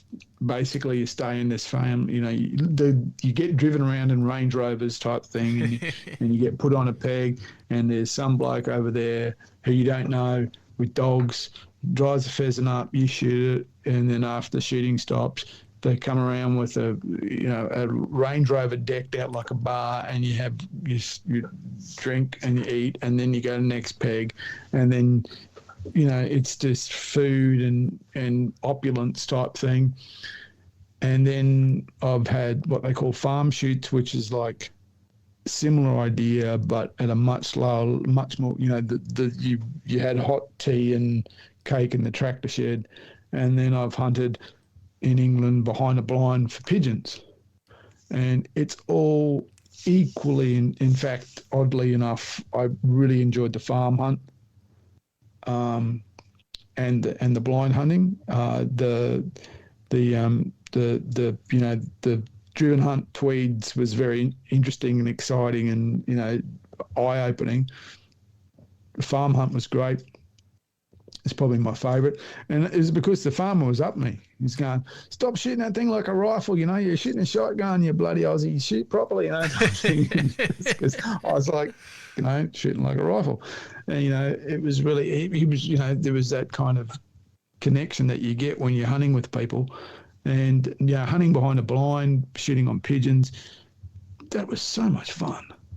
So much fun. And, and hunting muntjac and, going out before dawn and using the thermal to see what's around and go, okay, we've got some animals, let's wait till we can see them, because the thermals were just monoculars, they weren't on the scopes, so I had to wait for the animals to come through.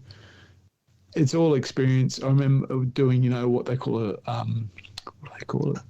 basically you it's like a walk-up hunt, so you just go somewhere with shotguns and you scare the birds up, kind of like an American upland hunting. Yeah. That's wicked. That was fantastic. That was a fantastic afternoon, just walking along and scaring the birds up and getting game. They're all just experiences. With the thermal, what are your thoughts on thermals? Look, they're a very hot button topic. Victoria just legalised using thermals over there. I'm pretty sure. Can you use thermals in state forest in New South as well? Yeah. Yep. Yep. So, they're a hot topic. I haven't really had much to do with them. Cody's got a sponsorship from Thermtech, old Thermtech. Thermtech, yeah. Thermtech, not firm. Not firm. Therm. That's it, yeah. That was a good laugh from one of your episodes that we did, right. The communal one that we had multiple goes at because everything that could go wrong did go wrong. But yeah, I got to play with one of the monoculars up there in New South Wales, and I was blown away. I've always been, is it really hunting using it? And then getting it, I'm just like, okay, this is a game changer. It's going to stop you from bumping roos. It's going to help you with recovery if you shoot something in something pretty thick. Being able to find that body heat signature out spotlighting, it was a game changer for rabbits, hares, and foxes. What are your thoughts on them? I actually wrote about this. It might not be published yet because generally I write 3 months ahead. I have to. The way publishing works, you have to write. So I'm spinning stories for August and so on. So I think it might be the one coming. And I talk about it, so I kind of quite open about how I feel about it. To me, one, you can't stop the technology. Okay, you can't stop it. There's no kind of, you can't. It's the finger in the dike thing. You're only holding back the tide. So it's far better to regulate it, and then set some parameters around it, and then allow people. Allow the kind of, I suppose, the sense about how to use them ethically to evolve. I don't like this idea of saying yes or no because it's a silly thing to say. If you say you don't like them, and the thing about most people, oddly enough, who tell me that they don't like them, that they there's going to be this slaughter of animals, have never used one. So, that being said, yes, they do make it, I don't know if easier is the word or not. I'm not sure if that's the correct word, but they certainly are beneficial for you if you're shooting in low light or nighttime conditions. I've used them. I've never used one on a rifle. I've always used monoculars. I used... In the Brisbane Valley, I used one a lot for that very reason. Because I was hunting a small block, and sometimes the deer would be in the front block before dawn. You'd be going through there to get to the tree line, and you hear this. Okay. Well, there you go. Might as well just turn home and go home now. So I used to literally look into the block and go, oh, there's heat signature. Stay here. Wait for the dawn, see what happens. So I wouldn't bump them. And I'm sure it's the same with roos and things like that. So I've got no qualm about people using thermals because to me, it's it's the decision you make. You make the decision about how to use that thing for you, if you ethically or that's your decision. You make that decision if it's legal. And the other thing is too, I think it's kind of counterproductive when we've got so many laws against us that you get something that says you can legal. Don't knock that. Yep. Don't knock that because it's easy for them to say things are illegal if it's legal. Don't knock people using it. So to me, there is no issue about using thermals if you want to use thermals. It's not my thing, but a lot of things aren't my thing. So yeah, by all means, use them if you want to use them. I've got no qualms with them. And what I found is I actually don't use it as I was using it for a while. I've actually put it away Because the other thing is, they're not this magic answer. There's, generally what happens when these things arrive, there's like, we're going to wipe out all the game. Well, there's one thing that we haven't done as a nation, and that is remove a vertebrate species once we've introduced it. We've still got rabbits. Yeah. Still got everything. We've tried biological warfare on them. We've tried explosives. We can't get rid of them. So I don't think it's going to end. Be the end of deer. So I don't see that. I don't see that doomsday scenario. And the other thing is too, and I mentioned this in the story, things change because this conversation that we're having about thermals, people were having this conversation 10 years ago about trail cameras. Yeah. Okay. It was like, oh, you're going to wipe out all the deer. You're going to have all this data. You're going to have these things. You're going to tell you when the deer are. It's that's the end of deer. And I describe it as, once upon a time, trail cameras were this ugly caterpillar. Now that, if you say to someone, I don't want to use a trail camera, they kind of go, man, I got 10 of them. Why don't you want to use a trail camera? Well, what's wrong with you? Type thing. So they were the same way. It was the end of deer. Now it's very regarded as almost an essential tool. And I kind of think thermals are going to go the same way. Yeah. For some people, they are going to be an essential tool. For other people, they're not going to use them. And then we'll be beating each other up over something new.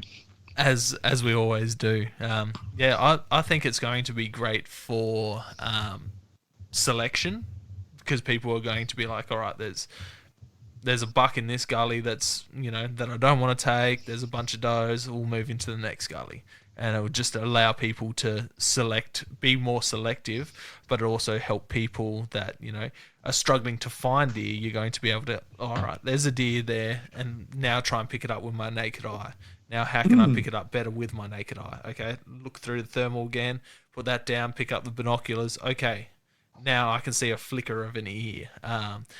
There's a wallaby or a kangaroo between me and it that I would have never picked up with binoculars, because it's just that tucked in. Like that's what blew me away playing with it up at Cody's, was just picking up, all these wallabies between us and deer that I would have never picked up. And, being out bow hunting, like the only thing holding me back from using a thermal is the cost, because being a broke ass parent, it's like that. I mean, they are, again, they're going through a retailization where they're becoming cheaper and cheaper. They are. The other thing is, it's also another thing to carry. So you're gonna ask yourself, it's worth it. Again, that reflects the kind of hunting you do. If carriage is not a challenge for you for whatever reason, then it's not in there. But for me, I would carry this monocular for 5 minutes worth of use, and then I'd be carrying it for the rest of the day. And I kind of went, no, I'll wait. And sure enough, bad things didn't happen. So I just, I think there's event, like a lot of things, you'll make a decision over time about how it's actually going to work for you, or if it does work for you. But I can't say to people, don't use them. It's not the way I like to operate. And as I said, awesome. If it's legal, do it. Go for it. I mean, there's your ethical consideration made for you. No, that's wicked. Yeah, they're a cool thing. It blew me away with how well they worked during the day. I never expected them to work like the way that they did, and it was cool seeing like all the different heat signatures in the trees, and what rocks held what heat and what trees held what heat. Picking up possums in the trees and all of those things. So that was cool. Even seeing watching cars go past Cody's farm and trucks go past, seeing like the tires light, the wheel, the brake heat signature. I remember the first time I used one, I was reviewing it. I think it was at Burris. So it was a monocular, and we were on this private property, and it was light rain. And this private property, why we liked it so much was there was a shack there that you actually stayed in this shack, and it had a semi open kitchen. It had a roof, but it was open sides. It was a fantastic place to stay, and it was cold. It was below Tamworth, and it was cold. And we'd go out in the evening, and I had the 12 gauge and a torch. We were going to see if we're going to bust some bunnies, and I had this monocular with us. And the hunting was on the other side of this creek. So you had to ford a creek, and it was, man, way too cold to walk through. We used to drive through it. And so at that night, we didn't cross the creek. We're on one side looking over, and I went, and because it was cold, the whole hill was these red dots. And we're going, holy moly. And I was like, oh, there's deer, there's pigs. Well, that's a root. Look, let's move. Like, what's that big blob? Oh, that's a cow. What's that big blob? It's not doing anything. What's that? It's a rock. And it was mind altering, because you're not looking you're looking at heat. You're not looking at a light. It's actually heat. So it's a different way of looking at everything. So I was just blown away from it by that part. And some of the ones we've used in the later generations are just so much higher level of clarity and things like that. If you want to use it, go for it. Nah, sweet. Moving on from the thermals, what would be your favourite thing to cook with hunted or caught? Oh, see, this is a bad one, because I'm far more up at the supply chain of the hunting than in the processing part. This is where my skill takes a big nosedive at the processing part. So I'm trying to improve. So in terms of cooking, I do this thing, what I call a poor man's palmy, which I believe SSAA are going to put in the magazine, in a cookbook. So if you're out and you are successful, you get a backstrap and you prepare for the backstrap. You have bacon all ready to go, and you have pasta sauce, and you have cheese, and you use the backstrap as the chicken palmy, as it was. So it's a backstrap, bacon, pasta sauce, and cheese, and I call it poor man's palmy. I cooked it for the crew in the Northern Territory. Went down a tree, and I do it so it's my favourite thing to cook in the field. Gonna have to try that one out. And the best thing about that there, you called it a palmy and not a palmer. No, it's palmy. Good man. Palmy. Good man. So that's it. So that's my favourite thing to cook in the field. At home, processing wise, because I got boys, we tend to do burgers, mince. So I'll do burgers and I'll do mince. And obviously backstraps. The shanks usually go to a mate who slow cooks them. He's really interested in slow cooking. My neighbour does, we have a deal. He does jerky and he splits it 50-50. So so sometime probably this week I'll get a bag of, like a kilo bag of jerky, which is fantastic. I'm actually decided I'm going to buy my own beef jerky machine that does biltong and jerky. I'm going to start doing it myself, because we're trying to figure out how to feed the boys protein in their school lunch boxes. So we thought, we'll go jerky. And I'd like to get into the small goods this year. That's kind of my goal. Beautiful. You're hitting Lawson up there to teach you how to do that? Yeah, that's it. Yeah, that's it. Sausages, stuff like that. Frank is another guy who he was at hunt camp, and he's a real foodie as well. I'm just not a real foodie. That's a thing. I'm just I'm not really into it, and so it's my weak point. No, it sounds like you know your way around it. No matter what you do for yourself, it sounds good. And that I'm going to try that poor man's palmy out, and that's for sure. Well, as I said, SSAA want you to put it in there when they do their cookbook coming up. They want to put that in there. Beautiful. Moving on to almost the end of the podcast now, coming up to my 3 favourite questions. How do you see the public views on hunting and hunters? How do I see it now? As in, that's what you mean? Like, yeah. What do I think is the current view? Yep. I think there's 2 views. They don't like it when they see it, but I don't think it's on their radar all that often. So I don't think most people think about it. Yep. Okay, to be honest. I don't think most people understand the difference between hunting and shooting. I think the knowledge base is very, very low. And so when they see something that they don't understand and it involves the killing of animals, it usually elicits a negative response in people. And I think it's a negative response not from a kind of philosophical, that's evil. I just think they just don't understand. They don't know it. Yep. And most people live in a world now where this stuff is not in front of you.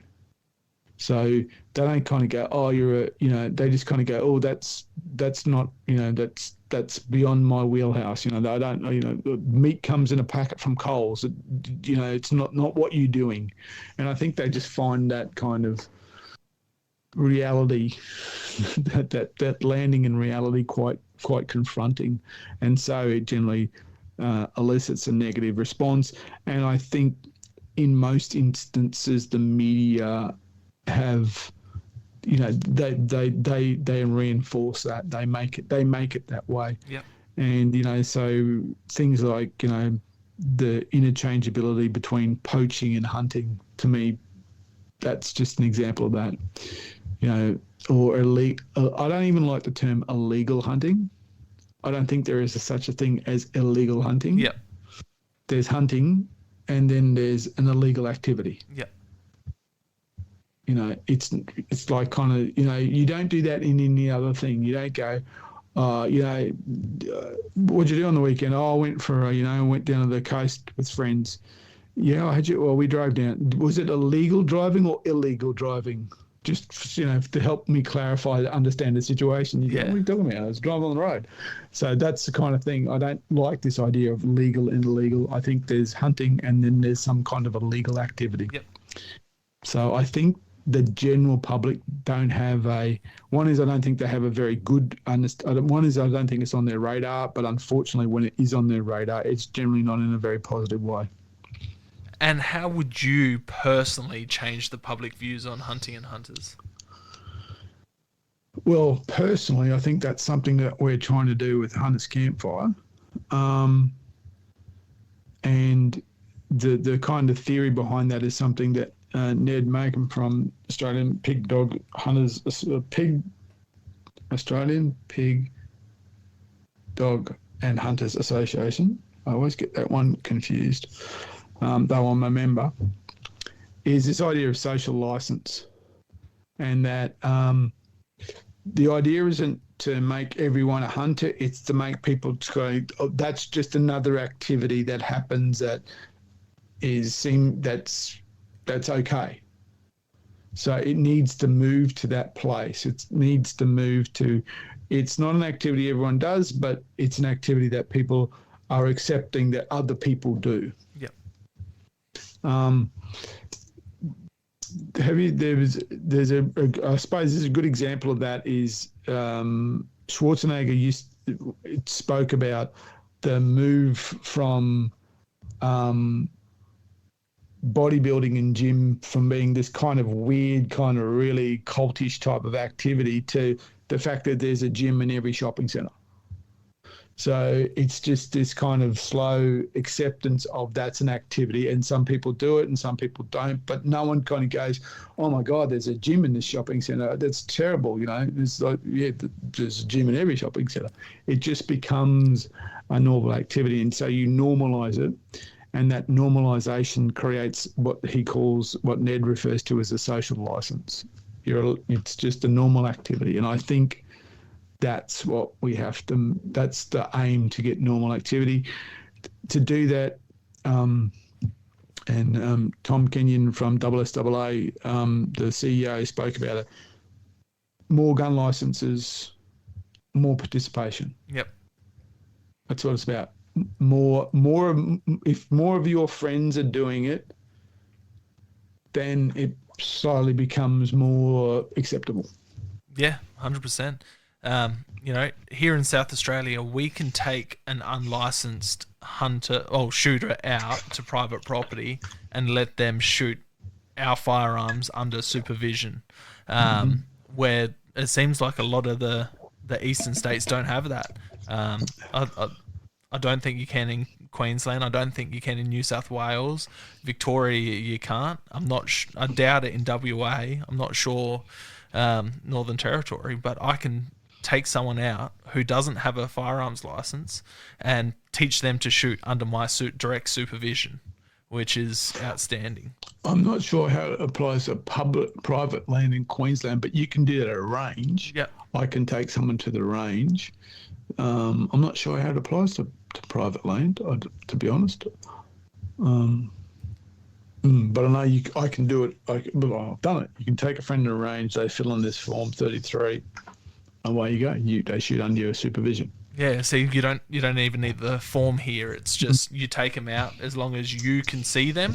They're under your supervision. You can take them target shooting or hunting, which has been a game changer because I've converted a bunch of people that I work with into hunters and getting their firearms license, which I think that's it. It's something we should have in every state. I know it doesn't seem like much, but it'd be a great law to change to get more people into it. Again, anything that's going to effectively increase exposure, which is going to effectively increase take up, because it doesn't have to be 100%, but for every 10 people, one person gets a license. That's the kind of thing you want to be able to drive towards. And I'm 100% what the SSAA are doing about that. I think everyone should be. We should try and get as many people with firearm licenses as possible. Yeah, 100%. Like I took the guy that went to New South Wales with me hunting. He goes up to his wife and goes, I want to get my firearms license. And she goes, okay, if I can go get mine as well. And boom, there's two in one hit. And it was absolutely awesome to see. And both of them have gone through and, they've just got their licenses. One, like he's put in his PTAs for his rifles. He's waiting for them to get approved. And just like that, just taking him out spotlighting, shooting a few rabbits, hares and foxes, cooking up an awesome campfire meal, converted him. He got to do some target shooting. I had him on from air rifle, 22 Magnum, 22 Hornet, 243, 270, 300 and 12 gauge. And yeah, he fell in love with it. He thought it was the best thing. That's more of that's what we're after. Yeah, 100%. And then my absolutely favorite question of the podcast, everyone answers it beautifully. What is hunting to you? What is hunting to me? I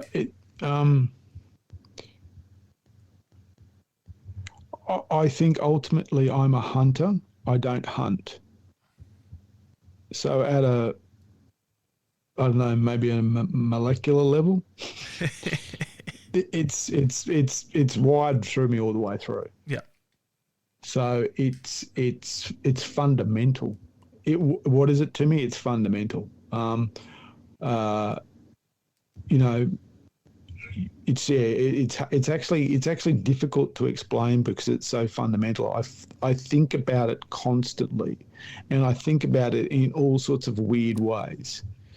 So today, we were out of markets, and I had my boys with me, and my wife was there, and my wife was looking at stuff, and the boy said, "Where's Mum?" And I said, "I'll find her." And and I found her, and they said, "How'd you find Mum so quick?" And I kind of went, "Because I know what I'm following here, I understand the patterns of movement, and I knew which one to turn up, so where it's going to be, and you do it all the time. You see things all the time, And I think it's hard. It's yeah. To me, it's right in the very core of who I am. No, that's an awesome answer. Yeah, it's funny you say that. Like, you do it as well. We'll be driving 100 k's down the road, and we'll be like, oh, "There's a deer rub on the side of the road." Like, that's it. It's just so. It's fundamental to me. I do everything I do basically points towards it in one way or another. Yeah, 100%, and I'm exactly the same. That's a great answer. How you look at animals, how you look at the ground, how you look at I look at a paddock and I go, or I look at a hillside and go, okay, so there's a bit of clearing there. Oh, so, you just start processing all this information. So yeah, that's it. And everything around me, look, there's the hunting's in just basically everything. Yeah, it's everywhere. No, 100% agree with you there, Mark. If people have enjoyed what they've heard tonight, where can they find you on social media? Where can they find your articles? Where can they go listen to you? Okay, so in no particular order, if you'd like to hear our podcast, it's called the Hunters Campfire Podcast. It's on all the major podcasting platforms, Spotify, and so on and so forth. You can join our community. I don't like to say follow us on Facebook. Join in. Don't just follow. On the Hunters Campfire Podcast and the Hunters Campfire Facebook page. It's also the Hunters Campfire is on Instagram, though you won't find me there much. As I said before, it's not really where I'm at. There's also a Hunters Campfire website, which has a lot of information. The website was actually put together as a way of we could post a lot of the information that we always get asked. It was there permanently, so it's there. It's really much a reference, and there's all sorts of other cool stuff on there as well. So podcast. We're on the Hunters Campfire YouTube channel. We're over 10,000 subscribers now. There's 250 videos plus. Ian has just dropped a red deer hunting video, part 1. I've also got a red deer hunting video from this year up there as well. So there's new videos on there all the time. And the podcast gets recycled onto the YouTube channel as well, so you can watch the video as well as listen to the audio. From my writing, I write for SSAA publications. I've got a monthly column in Australian Shooter, and I'm published in Australian Shooter and Australian Hunter regularly. So that's it. And all of those networks have communication channels which you can get directly in contact with me if you've got any questions. And I'm always happy to answer. Awesome, Mark. Thank you very much for coming on. It's been a long time coming. I've been on yours a couple times, and I'm going to get around to get the other boys on eventually. I look forward to doing it, and hopefully we can all do an in-person one day. That's what would be amazing is if we could get everybody in one spot. Get Lawson in one spot, get Maddie in one spot, and just get everyone to do just this big collaboration of a podcast with us all there. I very much like that idea. I was exploring my hunting options in South Australia when I was down there last time, and putting it to the boss if I could somehow figure out how to get down here again. So I'm working on that, mate. I'm working on that. Whenever you're down here, try and give me some notice, and I'll make time, and I'll take you out whenever. I'll make the time for you, Mark.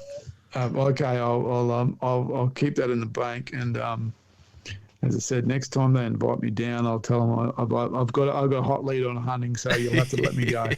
Yep, 100%. Say, hey, I'll take one of these new left-hand rifles out and go smoke a fallow, and then I'll review it for you that way. Sounds like a perfect idea. Nah, easy as, Mark. Thank you very much, and I'll chat to you soon. Thanks very much for the invite, mate. Much appreciated. Not a problem, Mark. Catch you later.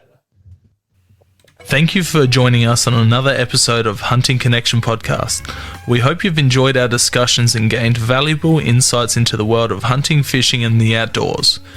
To stay connected with us and never miss out on an update, please be sure to follow us on social media. all at Hunting Connection Podcast. We appreciate your support and would love for you to share the podcast with your friends and family. Don't forget to tag us in your hunting photos on social media and let us know about your experiences. Your feedback is invaluable to us, so please take a moment to subscribe, rate, and review the podcast. Together, we continue growing and delivering more captivating episodes for all hunting enthusiasts. Stay connected, stay informed, and keep pursuing your passion for the hunt. Until next time, happy hunting.